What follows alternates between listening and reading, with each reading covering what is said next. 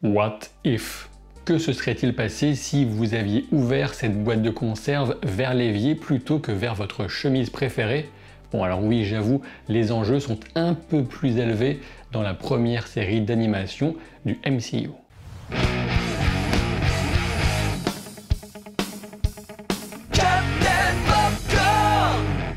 Comme vous le savez déjà, la seule et unique façon de profiter confortablement et légalement de la série What If, eh bien c'est tout simplement de s'abonner à Disney+, et si vous le faites en passant par le lien disponible en description de la vidéo, vous soutiendrez la chaîne et mon travail au passage, et je vous en remercie par avance. Si vous aviez encore un doute, il a été confirmé à plusieurs reprises que cette série d'animation What If s'intègre bel et bien dans la continuité du MCU.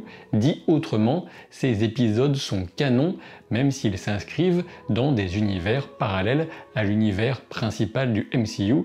Mais bon, univers principal, voilà peut-être une question, une définition qui va être remise en cause prochainement. Au moment de sortir cette vidéo, seul le premier épisode de What If est disponible sur Disney+, mais comme bon nombre de critiques, journalistes et autres blogueurs, que ce soit aux États-Unis ou en France, j'ai eu accès aux 3 premiers épisodes. Voilà qui me permet déjà de vous confirmer que What If s'inscrit clairement dans le format d'une série anthologique, c'est-à-dire que chacun des épisodes va proposer une histoire indépendante des autres, mais cependant, attention, il n'est pas impossible qu'il y ait une sorte de fil rouge au fil de cette saison et que certains personnages se retrouvent peut-être dans les épisodes plutôt vers la fin de saison, voire carrément à la fin, pour nous proposer une piste pour la deuxième qui a déjà été confirmée. Le premier épisode est donc intitulé « Et si Captain Carter était devenu le premier Avenger ?» Je dois bien avouer que des 3 épisodes que j'ai eu la chance de découvrir,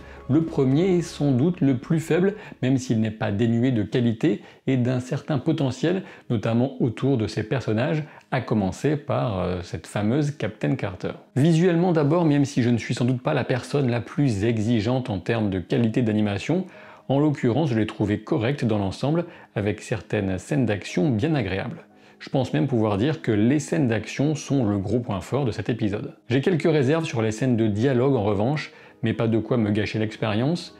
Du côté du dessin, je dirais qualitatif dans l'ensemble, c'est encore une fois sur certaines expressions de visage en gros plan que j'ai pu être ponctuellement moins convaincu. Ironiquement, c'est parfois l'impression de voir des personnages de films classiques Disney qui a pu me faire tiquer sur le rendu de telle ou telle émotion, mais ça reste éminemment subjectif. Concernant les voix maintenant, j'ai regardé ce premier épisode à la fois en VF et en VO, et dans les 2 versions, eh bien ça m'a semblé dans l'ensemble plutôt solide. Du côté de la VO, on va avoir l'avantage de retrouver certains interprètes originaux de ces personnages devenus pour certains mythiques, et puis de l'autre, en VF, on va bénéficier du fait que ces acteurs sont rompus à l'exercice de doublage, et ça, ce n'est pas à dédaigner. Mes principaux griefs concernant cet épisode portent sur son rythme que j'ai trouvé inégal, mais aussi sur une prise de risque créatif que j'ai trouvé relativement faible. En un certain sens, je dirais que cet épisode fait preuve de trop d'ambition d'un côté et de pas assez de l'autre. Il me semble que le premier problème, celui du rythme, provient essentiellement de cette volonté de reprendre la plus grande partie des moments forts d'un film de 2h04, puisqu'il s'agit bien sûr de Captain America The First Avenger, et tout ça condensé dans 28 minutes d'animation si on retire l'introduction et le générique de fin. En soi, je pense que proposer une version parallèle à ce premier film Captain America est plutôt une bonne idée, d'autant plus que le film de Joe Johnston ne cesse de prouver sa qualité au fil des visionnages. Malheureusement, comme je le disais, cette volonté de revisiter une bonne partie de l'intrigue tout en y ajoutant des éléments force à survoler le développement des personnages, aussi bien que l'instauration de l'ambiance des scènes. L'impression qui demeure, c'est donc d'assister à une réinvention en accéléré de ce film, sans avoir vraiment le temps de s'installer dans cet univers à la fois familier mais différent, et donc en n'ayant pas le temps d'en profiter. Le second problème que j'ai ressenti parfois en regardant cet épisode,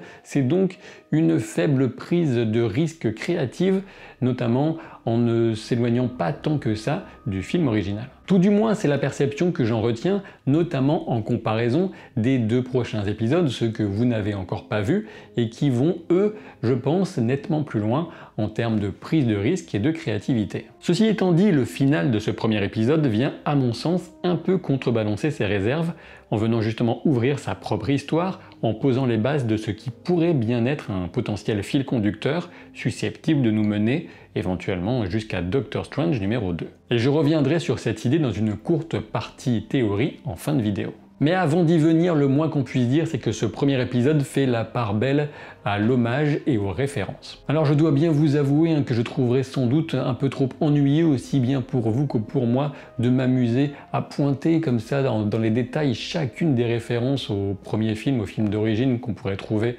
dans ce premier épisode. Il y en aurait beaucoup trop, je vois pas vraiment l'intérêt, mais on va quand même relever pour le plaisir certaines qui justement ont pu nous faire sourire. On retrouve bien sûr des tas de personnages du film et dès le début, il est agréable de reconnaître le visage de Tommy Lee Jones en colonel Chester Phillips. L'armure Hydra Stomper nous rappelle évidemment Iron Man, mais plus spécialement le Ironmonger du premier film, conçu pour Obadiah Stane, une façon de nous rappeler l'importance cruciale de la personne à l'intérieur. Autre évidence qui nous fera vaguement sourire, Bucky qui glisse du train et souligne que Captain Carter lui a presque arraché le bras. Et lorsque le moment de la contre-attaque contre Hydra a sonné, on remarque que le point que Peggy désigne sur la carte se nomme Craig, ce qui vient déjà annoncer la notion de Kraken, cette pieuvre géante et mythique. Et enfin, on a un clin d'œil plutôt bien trouvé à cette scène relativement connue du premier film Avengers, alors que Steve va demander à Tony quel est son plan pour faire face à Thor qu'ils viennent de rencontrer dans des circonstances assez agitées,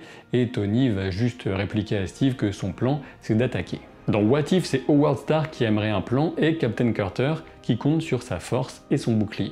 De manière générale, je dois dire que j'ai bien apprécié l'idée d'une romance presque inévitable entre ces 2 personnages, Peggy Carter et Steve Rogers, et même sans que Steve n'ait besoin de recevoir le sérum de super soldat. À mes yeux, leur histoire fonctionne toujours très bien et il est d'autant plus triste de comprendre qu'une autre constante réside dans leur séparation brutale au gré du sacrifice de l'un ou de l'autre. Alors bien sûr, l'arrivée de Captain Carter à une époque qu'on suppose proche de 2012 ouvre pas mal de possibilités. À ce sujet, il me semble important de bien saisir ce que nous dit le narrateur, qui est presque omniscient puisqu'il s'agit de Uatu, le Watcher, le gardien en version française, et donc qui désigne Captain Carter comme une héroïne du multivers. En parlant de Uatu, j'ai envie de souligner combien la voix de Jeffrey Wright est agréable, son interprétation est parfaite, et il est d'autant plus frustrant de ne l'entendre que si peu, du moins pour l'instant. J'en viens donc maintenant à une petite partie théorie concernant l'éventuel fil rouge de cette première saison de What If, et l'inclusion de la série dans la continuité du MCU, et ce vers quoi elle pourrait nous amener. Le plan de Crâne Rouge consiste donc à invoquer une créature qui se ferait championne d'Hydra ou destructrice de monde. C'est plutôt cette seconde option qui semble se profiler alors que le tentacule réduit le fondateur d'Hydra en gélatine dans une scène qui pourrait éventuellement rappeler une autre, bien plus dure et douloureuse, du chef-d'œuvre Akira en animation. Quoi qu'il en soit, ces tentacules et cette croissance exponentielle pourraient nous amener vers Shuma Gorath, une entité de cauchemar vivant dans les interstices de la réalité et qui pourrait profiter des craquelures provoquées par le choix fait à la fin de la série Loki pour s'insinuer davantage encore. La question, il me semble, consiste à savoir si une telle menace pourrait être introduite comme ça, presque sans filtre, dès le premier épisode de cette série d'animation, alors qu'il pourrait s'agir éventuellement d'un début de révélation du grand antagoniste qui serait celui de Doctor Strange numéro 2, In the Multiverse of Madness. Et on sait qu'on aura dans ce Doctor Strange numéro 2 un nouveau personnage, America Chavez, qui pourrait potentiellement être la cible d'une créature, une entité telle que Shuma Gorath, et particulièrement pour la capacité d'America Chavez à passer facilement d'un univers à l'autre. Et en effet, des rumeurs font aussi état d'une possible apparition en version live de Captain Carter dans ce film, Doctor Strange 2 toujours. Alors ce film, il s'annonce complètement foufou, il est plein à craquer avec des tas de personnages et des enjeux assez énormes pour la suite, et le simple fait qu'on ait Sam Raimi à la réalisation, ça suffit personnellement à me le faire attendre avec une grande anticipation. Et là, plus on en rajoute, plus la hype monte. J'ai très envie de le découvrir. Et encore faut-il ajouter le final de WandaVision, mais aussi celui de Loki, qui semblent tous les deux nous mener directement vers Doctor Strange numéro 2. Alors est-ce que cette pieuvre cosmique, ce monstre Lovecraftien serait suffisamment surprenant, sachant qu'on en aurait ici potentiellement le premier teasing dans ce premier épisode de What If? Eh bien la question est ouverte, vous me direz ce que vous en pensez en commentaire. Alors clairement, je n'ose plus parler de Mephisto, il n'y a pas de raison de le voir survenir de sitôt dans le MCU, sait-on jamais, mais quoi qu'il en soit, eh bien on peut espérer qu'une menace sur le multivers soit peu à peu révélée au fil des épisodes de What If, ou alors pas du tout, moi je n'en sais rien pour l'instant, il n'y a rien de définitif à ce sujet dans les épisodes que j'ai pu voir, mais gardons l'œil ouvert. Et puis bon, Captain Carter en meneuse des gardiens du multivers, c'est un petit peu ce que nous avait teasé le marketing en avant, en promotion de cette série What If. Alors nous verrons bien ce que ça donne dans la série elle-même. Est-ce qu'on aura cette équipe créée directement dans cette première saison ou est-ce qu'il faudra attendre la toute fin ?